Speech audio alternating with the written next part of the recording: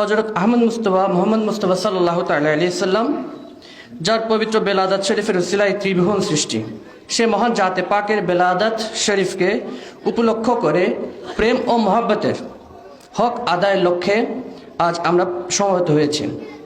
পেয়ারা রসুল দরুদ সাল্লাল্লাহু তাআলা আলাইহি ওয়াসাল্লাম নিজেই সোমবারে রোজা রেখে পবিত্র ঈদে মিলাদুন্নবী দরুদ সাল্লাল্লাহু তাআলা আলাইহি সাল্লামের পালনের শিক্ষা দিয়েছেন।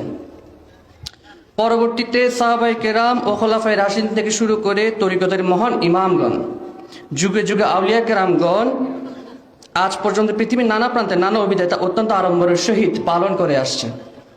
আপাত দৃষ্টিতে পবিত্র ঈদে মিলাদুন্নবী দরুদ সাল্লাল্লাহু তাআলা আলাইহি সাল্লামের দুটি দিক, একটি আনুষ্ঠানিক দিক, অপরটি হলো যে আবিধানিক ও অনুধাবনগত দিক। আনুষ্ঠানিক দিক বাস্তবায়নের জন্য আমরা আলোচনা সভা, র্যালি কিংবা তাবরুকাতের আয়োজন ইত্যাদি করে থাকি, কিন্তু অনুধাবনগত দিক বাস্তবায়নের জন্য প্রয়োজন পেয়ারা রসুল দরুদ সাল্লাল্লাহু তাআলা আলাইহি সাল্লামের জীবনাদর্শ, তার আচরিত প্রচারিত নির্দেশমালা নিজেদের জীবনের মধ্যে প্রতিফলন ঘটানো, যেটাই তিনি একটু আগে আশিকুল বাসার বলে গিয়েছেন যে সংস্কারটা আমাদের নিজেদের মধ্যে থেকে আসতে হবে। আল্লাহ রাব্বুল আলামিন পবিত্র কোরআনে ইরশাদ করেছেন, নিশ্চয়ই রসুল দরুদ সাল্লাল্লাহু তাআলা আলাইহি সাল্লামের জীবনের এটা তোমাদের জন্য উত্তম আদর্শ। তিনি সত্যবাদী ছিলেন, যার কারণে তিনি সকলের কাছে আল আমিন বলে স্বীকৃতি পেয়েছেন। তিনি আমানতদারী ছিলেন, এমনকি হিজরতের রাতেও তার কাছে কাফেরদের আমানত গচ্ছিত ছিল।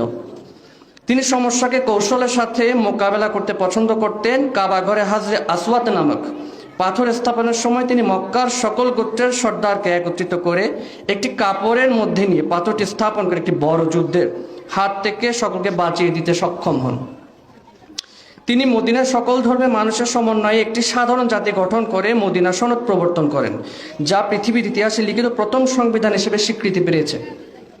তিনি বিদায় হজের ঐতিহাসিক ভাষণে মানবাধিকার বিষয়ক সকল প্রয়োজনীয় দিক তুলে ধরে আমাদের জন্য অনুপম গাইডলাইন তুলে ধরেছিলেন। আল্লাহ রাব্বুল আলামিন আরও ইরশাদ করেছেন যে তোমরা আল্লাহর আনুগত্য করো, রাসূল পাক সাল্লাল্লাহু তাআলা আলাইহি সাল্লামের আনুগত্য করো, তোমাদের মধ্যে জ্ঞানবানদের অনুসরণ করো, তাহলে তোমরা আমাকে পাবে। আরও বর্ণিত হয়েছে যে ব্যক্তি রাসূল পাক দরুদ সাল্লাল্লাহু তাআলা আলাইহি সাল্লামের ইত্তেবা করলো, সে আল্লাহর ইত্তেবা করলো।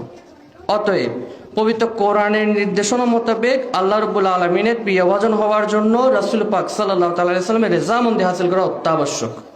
সকল আউলিয়া কেরাম তথা হুজুর গাউসে আজম দস্তগীর রাদিয়াল্লাহু তাআলা আনহু, খাজা গরিবে নওয়াজ থেকে শুরু গাউসুল আজম মেজবান সিরহুল আজিজ, গাউসুল আজম মাওলা রহমান বাবা ভান্ডারী কিবলা কাবা পর্যন্ত সকলে আমাদেরকে সে শিক্ষাই দিয়েছেন, যা ওনাদের জীবনের প্রতিটি পৃষ্ঠে আমরা খুঁজে পেয়েছি। তো আমি আমার বক্তব্য সামারাইজ করে যদি বলি, এখান থেকে আমরা তিনটা বিষয়, একটা হলো আমরা রসুলপুর নূর দরুদ সাল্লাল্লাহু তাআলা আলাইহি সাল্লামের উত্তম ও আদর্শের অনুসরণকারী যেন হতে পারি, সে চর্চা যেন আমরা করি। দ্বিতীয় হলো যে উনি যে হিলফুল ফুজল গঠন করে একতাবদ্ধ হয়ে ইসলামকে প্রতিষ্ঠা করেছেন, ইসলামের খেদমত আঞ্জাম দিয়েছেন, আমরাও যেন একতাবদ্ধ হয়ে এভাবে ইসলামের খেদমত আঞ্জাম দিতে পারি, আমরা যেন সেই চর্চা নিজেদের মধ্যে করি, এবং আমরা যেন আল্লাহ রসুল দরুদ সাল্লাল্লাহু তাআলা আলাইহি সাল্লাম, আল্লাহর গাউসুল আজম মেজবানের সিরহুল আজিজ, আল্লাহর আউলিয়া কেরামের পথে অনুসরণকারী হয়ে আমরা যেন তাদের সম্মান প্রচারে নিজেদেরকে নিবেদিত রাখি। আমরা যেন সর্বদা আল্লাহর ইবাদত বন্দেগী জিকির আজকারে নিজেদেরকে নিবেদিত রাখি, এবং আমরা যেন বেশি বেশি দরুদ শরীফ চর্চা করি আমাদের নিজেদের প্রাত্যহিক জীবনে। কাজে আমরা সকলে যাতে রাসূলপুর দরুদ সাল্লাল্লাহু তাআলা আলাইহি সাল্লামের জীবনাদর্শতা, সততা, নিষ্ঠা ও আমানতদারিতা নিজেদের জীবনে বাস্তবায়ন করতে পারি। যা হোক, আজকের অনুষ্ঠানে এই কনফারেন্স আশেকে রসুল দরুদ সাল্লাল্লাহু তাআলা আলাইহি সাল্লাম, আশেকে ওলিউল্লাহর উপস্থিতি একটি ভ্রাতৃ সম্মেলনে পরিণত হয়েছে। এখন বিভেদের সময় নয়, এখন হলো ঐক্যবদ্ধ হওয়ার সময়। এই ভ্রাতৃত্ব যেন আগামীতেও অব্যাহত থাকে। আয়োজকবৃন্দকে ধন্যবাদ জানাই আমাকে এই অনুষ্ঠানের শরিক হওয়ার সুযোগ দেওয়ার জন্য, এবং ভবিষ্যৎ যেন আরও সুন্দর জাঁকজমকপূর্ণের সাথে আয়োজন করতে পারেন সেই সফলতার কামনা করছি। এই বলে আমি আমার সংক্ষিপ্ত বক্তব্য এখানে শেষ করছি। আসসালামু আলাইকুম।